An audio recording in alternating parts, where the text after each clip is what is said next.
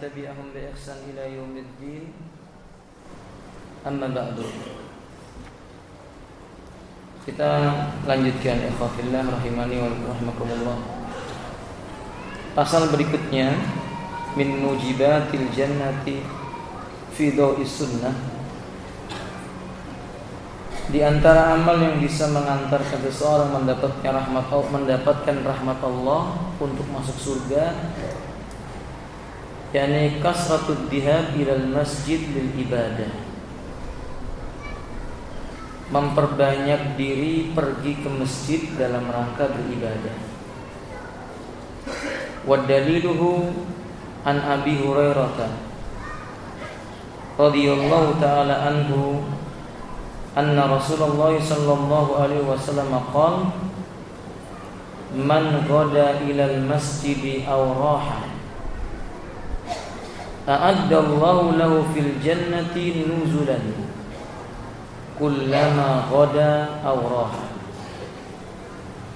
Barang siapa pergi berangkat ke masjid baik di waktu pagi maupun sore hari, a'addallahu lahu fil jannah nuzulan, maka Allah telah mempersiapkan baginya sebuah tempat persinggahan di dalam surga. Kullama ghada aw raha, yakni setiap kali ia pergi di pagi maupun di sore hari menuju ke masjid. Ikhwan billah, tentang hadis ini yang dikeluarkan oleh Imam Tirmidzi, dikeluarkan oleh Al-Imam Bukhari, Muslim secara muttafaqun alaih.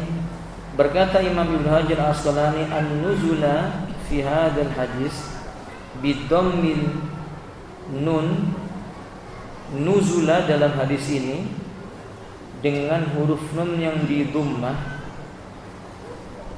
wa kadzalika fi za, dan huruf za yang di dhammah, hiya makanul ladzi a'addallahu ta'ala li sahibiha, sebuah tempat singgah yang disediakan Allah untuk orang yang pantas memasukinya, yakni liman dhaba ilal masjid, mereka yang senang pergi ke masjid untuk beribadah. Bahkan Abu Umamah radhiyallahu an menuturkan anna Rasulullah sallallahu alaihi wasallam qala salasatun kulluhum dhaminun 'ala Allah. Kata Rasulullah sallallahu alaihi wasallam, ada 3 golongan, semuanya ada pada jaminan Allah. In asya ruziqa wa kufiya, seandainya ia hidup maka Allah limpahkan padanya rezeki dan dicukupkan. Wa in mata adkhalahu Allahul jannah, dan seandainya dia mati Allah akan masukkan dia ke dalam surga. Wa dzakara minhum, lalu beliau menyebutkan salah satunya, man kharaja ilal masjidi fa huwa dhaminun 'alallahi, barang siapa dengan sengaja keluar dari rumahnya untuk menuju ke masjid dalam rangka ibadah, maka Allah Subhanahu wa taala menjamin dirinya. Qultu, saya katakan Bapak, lirijali labudda ayyamsi ilal masjid mahman kana bisalatil jamaati. Laki-laki sudah menjadi perkara yang harus wajib bagi dirinya berangkat menuju ke masjid ketika sholat 5 waktu. Setidak-tidaknya seorang lelaki itu Bapak ke masjid 5 kali dalam satu hari jika dia mukim, yakni melakukan sholat berjamaah. Menurut pendapat yang kuat, insya Allah sholat berjamaah itu bagi laki-laki wajib bila tanpa udhu.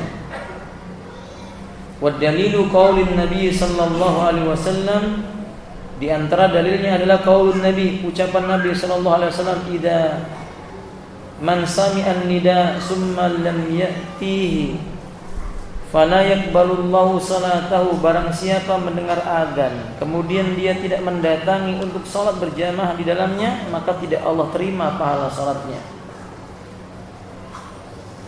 Berjamaah wajib, Nabi tidak pernah meninggalkan berjamaah. Bahkan beliau dalam kondisi sakit berusaha datang salat berjamaah. Ibnu Qayyim rahimahullah ta'ala menyebutkan salasun la budda ala rajulin ayyamaluha. 3 perkara yang tidak laki-laki harus mengerjakannya. Yang pertama beliau sebut adalah al-masyu ilal masjid, berjalan menuju ke masjid. Ini tidak bisa tidak. Karena orang yang meninggalkan masjid, bila dia dari kalangan laki-laki, kalau bukan karena udzur yang syar'i, imma munafiqan aw rajulan fi qalbi marad. Mungkin dia itu munafik atau orang muslim yang hatinya sakit. Orang munafik itu Allah mengatakan dalam Al-Qur'an, wa idza qamu ila sholati qamu kusala. Mereka bila mau menunaikan salat, mereka itu salatnya malas-malasan. Salatani saqilatani alal munafiqina. 2 buah salat terasa berat bagi orang munafik berjamaah di masjid. Salat apa ya, kawan? Al-isya'u was-subhu. Salat isya dan salat subuh. Qala an-Nawawi li'anna fil isya'i was-subhi dzulmun. Karena di waktu isya dan subuh itu suasananya gelap. Allah mengatakan yura'unan nas, mereka itu munafik kalau salat ingin dilihat orang. Sedangkan salat isya dan subuh itu enggak ada yang bisa melihat. Di zaman dahulu belum ada lampu seperti ini katanya. Makanya ikhwafillah rahimani wa Allah, wajar kalau Nabi menyebutkan sab'atun, 7 golongan. Yudhilluhumullahu ta'ala yawman la dhilla illa dhilluh. Allah akan lindungi mereka dengan naungannya di hari tidak ada perlindungan kecuali naungan yang datang dari Allah. Salah satunya lah Nabi ucapkan syabun muta'alliqu qalbu bil masajid. Lelaki yang masih muda, pemuda-pemuda hatinya selalu terikat dengan masjid. Bila dia selesai bekerja, dia ke masjid. Bila dia tidak memiliki sesuatu perkara, apabila memiliki waktu lenggang atau senggang, dia datang ke masjid. Hidupnya digunakan di masjid untuk ibadah, di luar perkara-perkara tanpa meninggalkan dunia. Dan demikian dahulu orang-orang yang disebut oleh Nabi dengan ashabul kuffah. Mereka itu ashabus suffah maksudnya. Mereka inilah orang-orang yang hatinya terikat dengan masjid, menghafal Quran di masjid, menghadiri majelis ilmu di masjid, membersihkan masjid, berzikir mengingat Allah di masjid, tanpa meninggalkan hal-hal dunia. Nah, maka saudara kaum muslimin, begitu banyak amal yang bisa menjadikan sebab buat kita dapat rahmatnya Allah masuk surga. Salah satunya ini, pergi ke masjid, dan ini tidak sulit.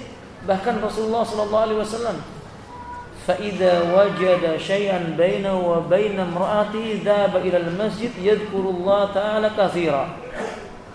Kata Anas bin Malik, kalau terjadi sesuatu antara Nabi dengan istrinya, ini ingat, Nabi bukan tidak punya masalah dengan istri.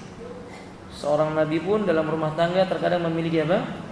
Muskilah. Tapi bedanya dengan kita, kalau Nabi punya suatu perkara dengan istrinya, dia pergi ke masjid, berzikir yang banyak di dalam masjid, ibadah. Orang zaman sekarang kalau punya masalah dengan istrinya, kemana ya kawan? Sebagian orang yang tidak punya agama pergi ke night club, ke diskotik, musibah, bencana di atas bencana. Nah, ini penting sekali lagi. Jadi poin ini adalah memperbanyak pergi ke masjid dalam rangka beribadah kepada Allah Azza wa Jalla. Berarti maksudnya bukan ke masjid untuk tidur. Nah, sebagian orang yang datang ke masjid untuk tidur, siang datang ke masjid tidur, adzan berkumandang pergi. Ketika dibangunkan, mari Pak sholat. Oh iya, dia keluar pergi, bukan mengambil air wudu dan sholat. Ini kan mirip dengan syaitan. Yang Nabi SAW menyebutkan, idza adana al-muadzinu yafirru syaitanu yab'adu minhu hatta la yasma'u sautah. Bila seorang muadzin mengumandangkan adzan, maka setan akan pergi menjauhi adzan sampai enggak kedengaran adzan. Bila sudah selesai adzan, datang dia. Wa idza aqama al-muadzinu bil iqamati, kalau muadzin mengumandangkan iqamah lagi, Yafirru minhu, pergi lagi meninggalkan dia. Nanti kalau orang sudah sholat, datang lagi dia. Ini setan. Berapa banyak seperti ini Bapak? Dia datang ke masjid, adzan berkumandang, dia pergi. Begitu orang sholat, dia datang lagi mencuri. Ini setan dari bangsa manusia. Nauzubillah min dzalik. Jadi maksudnya ke masjid untuk beribadah. Kalau ternyata ketika dia beribadah dia tertidur, ya tidak dilarang. Memang tidak ada larangan tidur di masjid. Tidak ada satupun riwayat yang melarang tidur di masjid, tidak ada. Bahkan dalam keadaan tertentu justru nggak boleh keluar masjid, tidur di masjid. Kapan itu Bapak? Iktikaf di masjid. Siang malam dia di masjid, tidak keluar kecuali karena hajat tertentu. Bahkan di zaman Nabi ada seorang wanita yang membebaskan dirinya dari perbudakan, tidak memiliki rumah, dia tinggal di masjid, tidur di masjid. Maka tidak dilarang. Tapi ingat, pada asalnya tujuan masjid dalam rangka untuk apa? Liibadatillah. Yadhkurullaha katsira, memperbanyak berzikir mengingat Allah Ta'ala. Tsaniyan, poin yang kedua pada hari ini, di antara hal yang mendatangkan rahmat untuk bisa memasukkan kita ke dalam surga adalah yakni binaul masjid. Berlomba-lomba mencari kebaikan dengan cara membangun masjid. Ikhwan, An Utsman bin Affan radhiyallahu ta'ala anhu qala anna sami'a an-nabiy sallallahu alaihi wasallam qala, Utsman mengatakan bahwa dia mendengar sami'tu Rasulullah sallallahu alaihi wasallam yaqul, aku mendengar Rasulullah bersabda, man bana masjidan, barang siapa membangun masjid, yabtaghi bihi wajha Allah, dia harapkan amalnya itu bisa berjumpa dengan wajah Allah. Artinya ikhlas karena Allah. La riyaan, bukan ingin dilihat orang. Wala sum'atan, bukan ingin didengar oleh orang. Wala yahtaju bimadkhin nasi, tidak membutuhkan pujian manusia. Wala sana'uhum, bukan pula sanjungan-sanjungan mereka. Walakinna ibtigha'a wajhi Allah, betul-betul dia mengharapkan wajahnya Allah. Banallahu lahu mislahu fil jannah. Setidaknya Allah akan bangunkan semisal yang dia bangun, tapi bedanya di dalam surga. Perbedaannya dalam surga. Fil jannatil ladzi ma la ainun ra'at wa la udhunun sami'at wa la yudriku qalbu rajulin qat. Surga yang belum ada mata manusia yang melihatnya, telinga mendengarnya, pikiran manusia menggapainya, belum ada. Keindahannya tidak bisa dibandingkan dengan dunia. Alladzi qala Nabi sallallahu alaihi wasallam, "Makanu sauti rajulin ahlil jannah khairum minad dunya wa ma fiha." Tempat menggantungkan cemeti di surga itu jauh lebih baik dibandingkan dunia dan seisinya. Bagaimana kalau ini yang dibangunkan oleh orang yang membangun masjid itu yang semisal masjid, tentu lebih utama dan lebih utama dan lebih utama lagi. Dan kita jangan mengira bahwa yang membangun masjid itu maksudnya bikin masjid bulat. Kalau itu mampu, ahsan, bagus. Bila tidak, Nabi menyebutkan, man bana masjidan lillahi kamafhasi qatatin au asghara, barang siapa membangun sebuah masjid karena Allah, walaupun sebesar sangkar burung, bahkan lebih kecil daripada itu, banallahu lahu baitan fil jannah, Allah akan balas dengan membangunkan baginya sebuah rumah di dalam surga. Yang dimaksud dengan walaupun sekecil daripada itu, yakni ikhwah, mungkin kita hanya mampu ubinnya, mungkin kita hanya mampu tiangnya, kita mampu daun pintunya, apapun dari bagian dari masjid itu keutamaan yang besar. Ya, saya melihat alhamdulillah masjid kita sedang apa? Mengadakan pembangunan. Ikhwan, ini pintu kebaikan. Jangan tunda. Karena kadang-kadang kesempatan tidak datang dua kali. Nabi SAW menyebutkan badiru bil a'mal, bersegeralah kamu mengerjakan amal kebaikan. Qabla ayyati yauman, sebelum datang suatu hari, mana yanfa'u malu wala banun, di mana harta enggak manfaat lagi. Anak keturunan enggak bermanfaat lagi. Yaqumu rajulun wa yahmilu dananiraw. Akan berdiri manusia dengan dinar-dinarnya, dia berkata, "Man minkumul ladzi turidu bidananiri?" Siapa di antara kalian yang mau ambil dinarku? Ambil gratis, ambil gratis. Semuanya enggak ada yang mau. Karena semua akan berkata, siapa yang mau dinarku? Semua akan berkata, siapa yang mau dirhamku? Semua akan bingung mencari mana tempat yang mau disedekahai. Mau sedekah ke masjid, masjid sudah meluap hartanya. Mau mencari orang miskin sudah enggak butuh dengan dinar lagi. Mereka butuh amal soleh. Nah, makanya sedekah kaum muslimin, sedekah infak, membangun masjid tidak akan rugi. Tapi catatan penting dalam masalah pembangunan masjid. Awalan, di antara tanda-tanda kiamat itu banyaknya masjid untuk berbangga-bangga. Qala alaihi salatu wasalam, la taqumus saatu. Kiamat tidak akan bangkit. Tidak akan terjadi maksudnya. Hatta yubahiyan nasu bibana'il masajid, sampai manusia berbangga-bangga dengan bangunan masjid. Sudah terjadi atau belum, Pak? Sudah terjadi atau belum? Sudah. Sebagian orang membanggakan, oh masjid ini Masya Allah kubahnya emas. Satunya, oh menaranya emas. Satunya lagi lantainya emas. Kalau ada. Yang jelas Masya Allah berbangga-bangga dengan membangun masjid, tapi kosong dari apa?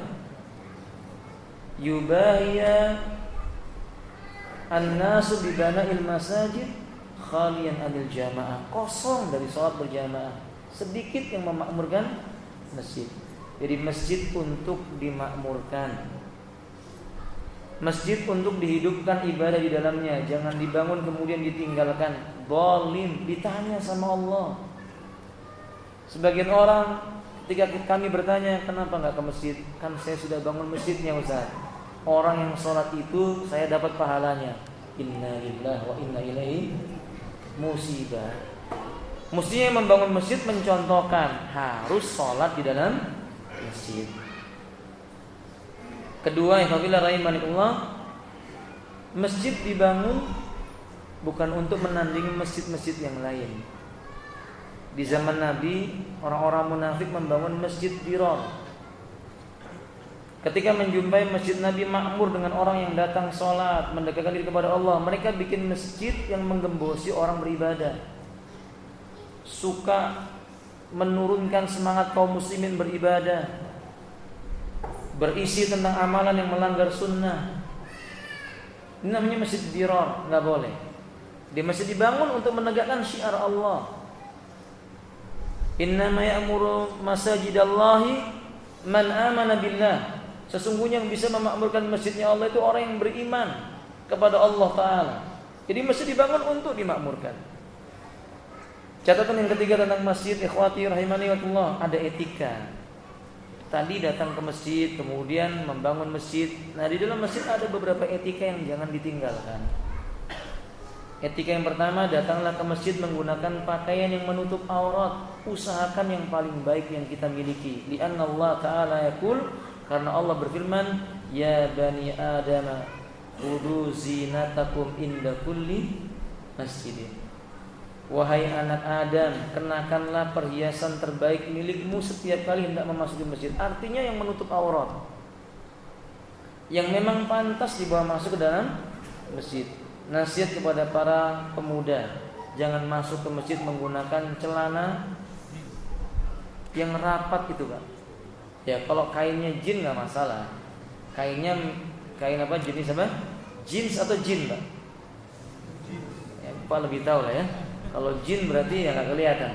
Nah, alhamdulillah. Jadi kalau masalah kainnya nggak masalah. Artinya bentuknya yang sempit.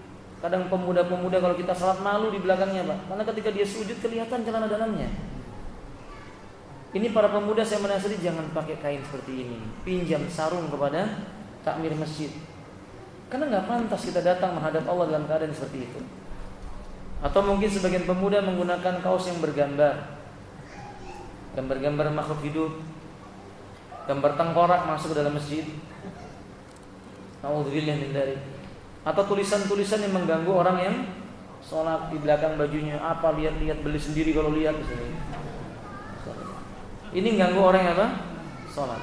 Jangan dipakai, jangan. Kenakan pakaian yang baik. Ya. Kedua, memakai minyak wangi. Rasulullah SAW menyebutkan, ju'ila liya min umuri dunya, ju'ila ilayya ahabbu, ju'ila mahabbatan ilayya min umuri dunyakum isnatani. Dua perkara dijadikan oleh Allah aku menyukainya. Atau kama qala alaihi wasallam. Yang pertama kata Nabi, an-nisa, memiliki istri, maka Nabi punya istri. Nabi itu punya istri, maka kalau kita beristri, kita punya istri, berarti kita sudah mengikuti sunnahnya Rasulullah. Yang kedua kata Nabi, at-tib, pakai minyak wangi. Pakai minyak wangi ke masjid. Beli yang paling mahal untuk Allah Azza wa Jalla. Di antara perkara dunia yang mewah disukai dalam syariat untuk memilikinya minyak wangi, Bapak. Dalam riwayat Imam Ahmad, benda mewah tidak dilarang kaum muslimin mengoleksinya, memilikinya, itu minyak wangi. Bapak membeli minyak wangi yang harganya jutaan enggak apa-apa, untuk sholat boleh. Nah, kata ketiga, ikhwafillah rahimakumullah, jangan langsung duduk ketika memasuki masjid. Walaupun sedang berlangsung khutbah Jumat atau majelis ilmu, sholat 2 rakaat. Karena Rasulullah berkata dalam Imam Muslim, "Idza dakhala ahadukumul masjid fala yajlis hatta ayyusalli raka'ataini." Atau kama qala alaihi wasallam. Bila salah seorang di antara kalian itu memasuki masjid, jangan duduk. Jangan langsung duduk sampai dia mengerjakan sholat 2 rakaat. Jangan diremehkan bab ini, Pak. Karena Nabi mengatakan salat. Ketika beliau sedang khutbah, ada lelaki masuk masjid. Nabi bertanya, "Shalaita anta ya fulan?" Sudah salat wahai fulan? "La ya Rasulullah, belum." Nabi katakan, "Qum fasalli." Berdiri dulu salat. Padahal itu sedang khutbah Jumat. Jadi salat tahiyatul masjid. Keempat, berlapang-lapang dalam majelis. Berlapang-lapang dalam majelis, berikan kepada saudaranya untuk bisa duduk di tempat yang layak, kemudian soft dilonggarkan. Dia berlapang-lapang dalam masalah soft, maksudnya beri kesempatan saudaranya untuk masuk dalam soft. Jangan malah kakinya dilebarkan. Tidak. Ikhwan, kalau sholat lebar kaki itu selebar apa? Pundak, supaya bisa bersentuhan pundak dengan pundak. Dan ini memberikan kesempatan bagi saudaranya untuk merapikan dan meneruskan softnya. Kemudian jangan memperbanyak pembicaraan dunia. Rasulullah pernah menegur seorang lelaki ketika dia mengumumkan barang yang hilang di masjid. Maka Nabi menyebutkan, innal masjida laisa makanun. Masjid bukan sebuah tempat untuk li'il'anin dhalati syai', mengumumkan hilangnya sesuatu, li umuri dunia, atau urusan dunia. Dulu sahabat Nabi mengejar kambingnya. Kambingnya lari masuk masjid Nabi, enggak jadi dikejar, ditinggalkan. Dikejar kambingnya masuk ke dalam apa? Masjid. Pergi dia, ditinggalkan, dibiarkan kambing itu dalam masjid. Karena mereka tahu enggak boleh perkara dunia yang melalaikan mereka dari mengingat Allah disebut-sebut di dalam apa? Masjid. Minimal hukumnya makruh. Maka Bapak kalau udah di masjid, jangan bicara bisnis. Tidak boleh jualan di dalam apa? Masjid, tidak boleh. Sebagian kaum muslim menyangka bahwa jual beli dalam masjid itu cuma sekedar kalau ini ada barang kemudian disampaikan itu jual. Tidak. Kadang jual beli ini, mohon maaf bapak nempel brosur berisi tawaran sesuatu, itu jual beli. Ini jual beli nggak apa? Ini nasihat buat pemilik travel. Kalau yang punya travel jangan ditempel di masjid. Kalau mau tempel di luar masjid. Ketika Anda meletakkan itu dalam masjid, maka Anda mengiklankan sesuatu yang berkaitan dengan dunia yang tidak pantas. Walaupun di sana ada embel-embel ibadahnya, nggak boleh. Di luar, kita dilarang oleh Nabi untuk melakukan perdagangan di dalam masjid. Minimal tawar menawarnya makruh. Memang Imam Nawawi berpendapat selama belum terjadi akad, sekedar tawar menawar tidak sampai haram. Minimal makruh. Apalagi kalau sampai terjadi akad dalam masjid, haram hukumnya. Tidak boleh. Wallahu a'lam bishawab. Ini beberapa hal yang berkaitan dengan masjid. Poin yang ketiga. Nah, di antara hal yang bisa menjadikan sebab dapat rahmat Allah lalu masuk surganya Allah Azza wa Jalla dengan rahmatnya adalah ijabatu da'watil muadzin, menjawab seruan adzan. An Umar radhiyallahu taala anhu anna Rasulullah sallallahu alaihi wasallam qala, Rasulullah sallallahu alaihi wasallam bersabda, "Idza qala al-muadzin," bila seorang muadzin mengumandangkan Allahu akbar, Allahu akbar, faqala ahadukum Allahu akbar, Allahu akbar, maka orang di antara kalian yang mendengar ucapkan sama, Allahu akbar, Allahu akbar. Berarti ini isyarat, Pak. Menjawab adzan itu setelah tuntas. Allahu akbar, Allahu akbar, jawab Allahu akbar. Belum selesai enggak boleh jawab, tunggu tuntas. Asyhadu an la ilaha illallah, qal asyhadu an la ilaha illallah. Summa qala asyhadu anna Muhammadar Rasulullah, qal asyhadu anna Muhammadar Rasulullah. Summa qala hayya 'ala shalah, qal la haula wala quwwata illa billah. Summa qala hayya 'alal falah, qal la haula wala quwwata illa billah. Summa qala Allahu akbar, Allahu akbar, qal Allahu akbar, Allahu akbar. Summa qala la ilaha illallah, qal la ilaha illallah. Min qalbihi, itu dijawab tulus dari hatinya. Dakhalal jannah, kata Nabi. Orang itu diberi oleh Allah pahala masuk ke dalam surganya Allah. Alangkah mudah ya untuk mencari surga dengan amalan yang jika tulus dan muwafaqatu sunnatin Nabi sallallahu alaihi wasallam, mencocoki sunnahnya Rasulullah sallallahu alaihi wasallam. Cuma sebagian kaum muslimin justru lihat lalai. Adzanal muadzinu yatakallamu rajulun hatta yansa bi ijabatihi. Muadzin mengumandangkan adzan, asik ngobrol. Pertanyaannya Bapak, berbicara dalam kondisi adzan boleh atau tidak?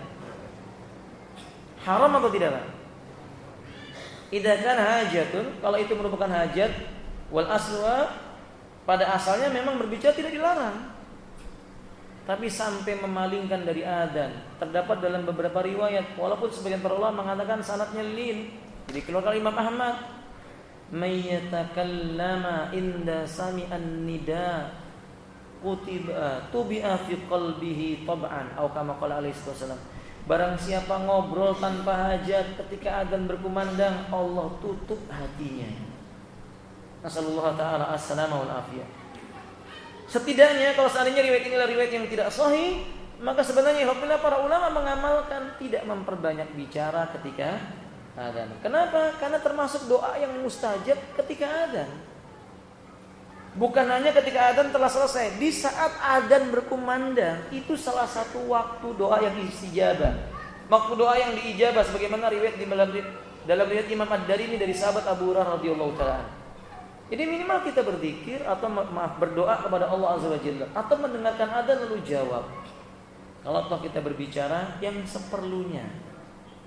Kadang suara bicaranya manusia mengalahkan suara siapa? Muadzinnya.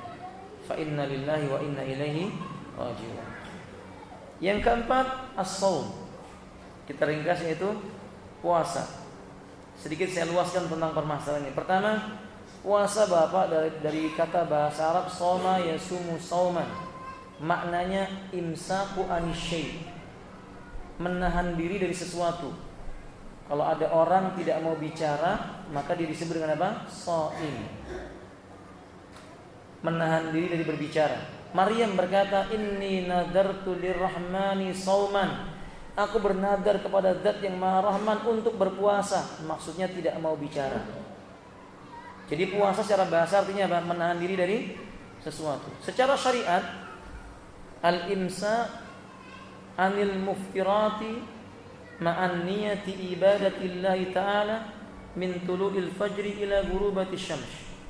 Menahan diri dari sesuatu yang membatalkan makan, minum, dan yang lainnya dari terbitnya fajar sampai tenggelamnya matahari dengan niat ibadah kepada Allah Ta'ala. Dari takrif ini saya ingin jelaskan beberapa perkara. Pertama, berarti puasa itu maknanya menjauhkan dari perkara yang membatalkan. Di antara yang membatalkan puasa, makan dengan sengaja, minum dengan sengaja, jima, mengumpuli istri. Ini membatalkan puasa. Dan dia diiringi dengan niat. Apa yang dimaksud dengan niat puasa? Qala Imam Nawawi rahimahullah ta'ala, kullu amalin muta'alliqun bin niyyah wan niyatu ma'alul qalb. Semua amal sangat tergantung dengan niat. Niat kata An-Nawawi letaknya di dalam hati. Imam Ahmad berkata, at-talaffuz bin niyah muhdas.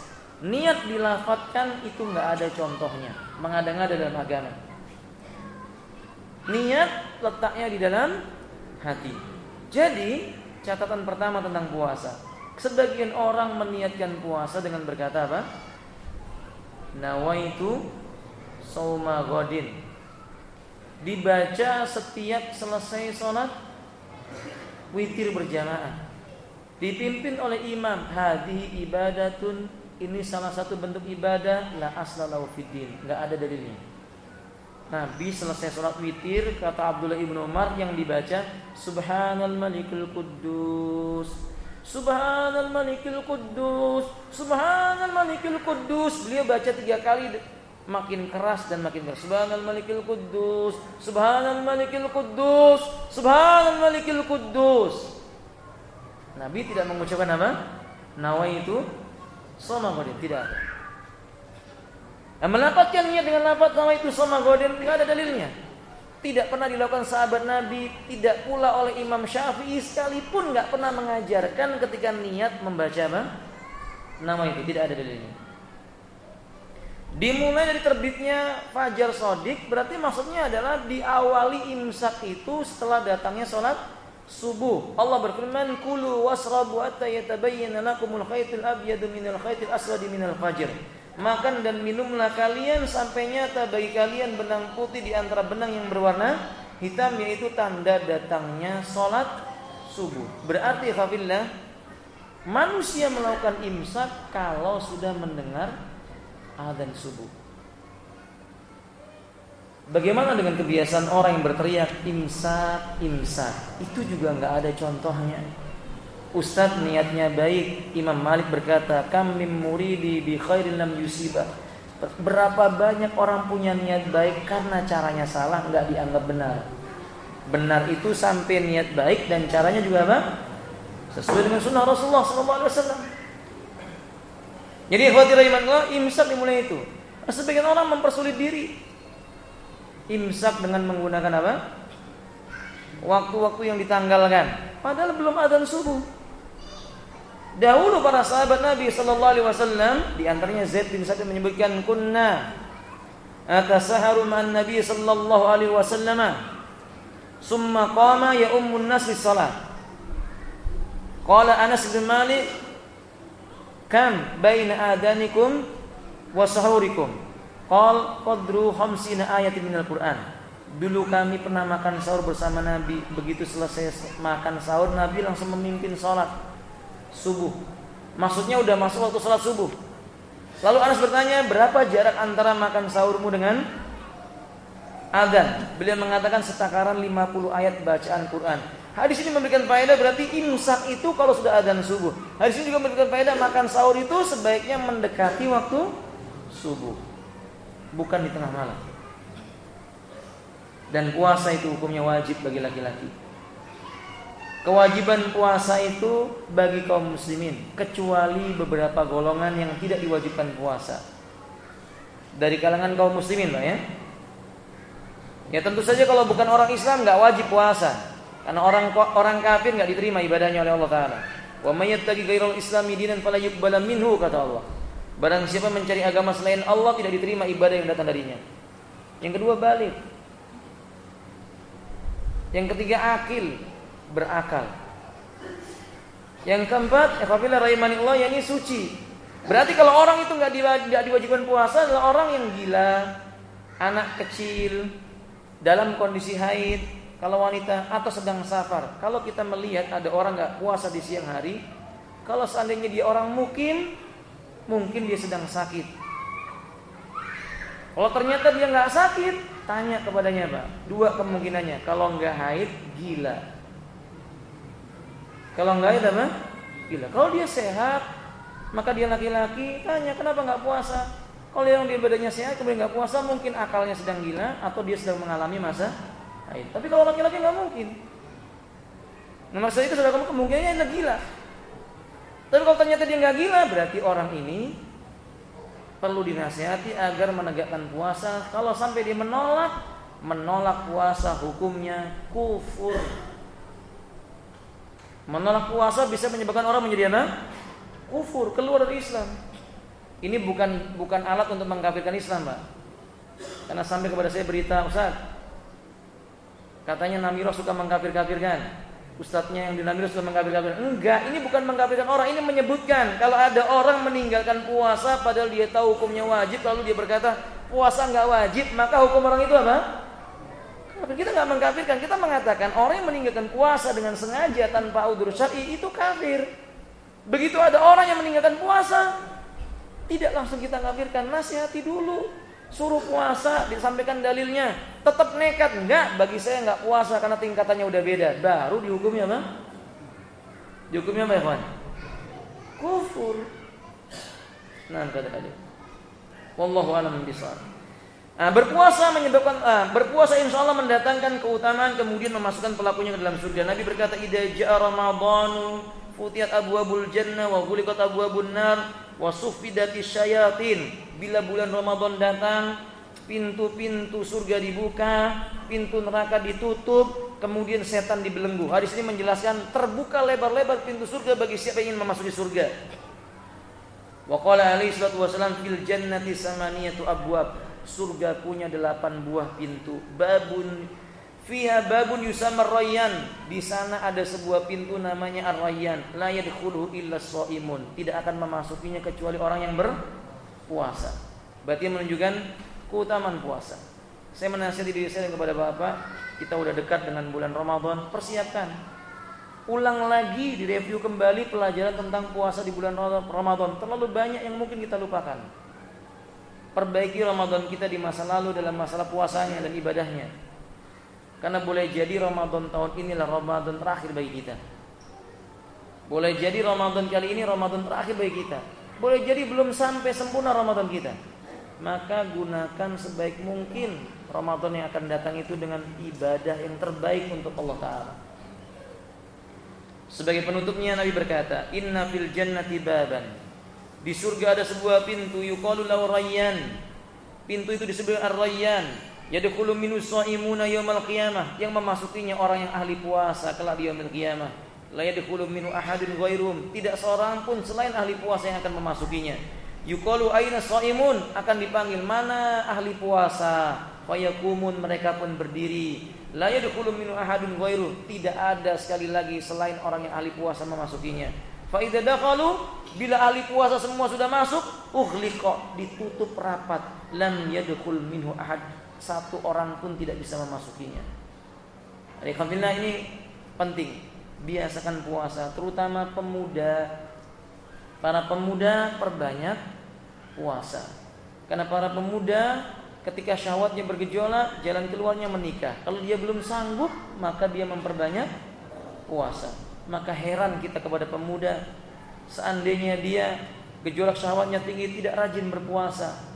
Ini khatir, ya maka wajar kalau hafalannya sudah apa? Hilang. Maka nasihat bagi para thalabul ilm, terutama para pemuda, perbanyak berpuasa. Bukan hanya Ramadan, tapi puasa-puasa sunnah yang lainnya. Wallahu a'lam bishawab. Demikian ya kabillah, sebagian dari perkara yang bisa mengantarkan kita ke surga, dan sisanya kita terangkan di pertemuan yang lainnya insyaallah. Akhiru da'wana alhamdulillahirabbil alamin. Subhanakallahumma wa bihamdika asyhadu an la ilaha illa anta astaghfiruka wa atubu ilaik. Assalamualaikum warahmatullahi wabarakatuh.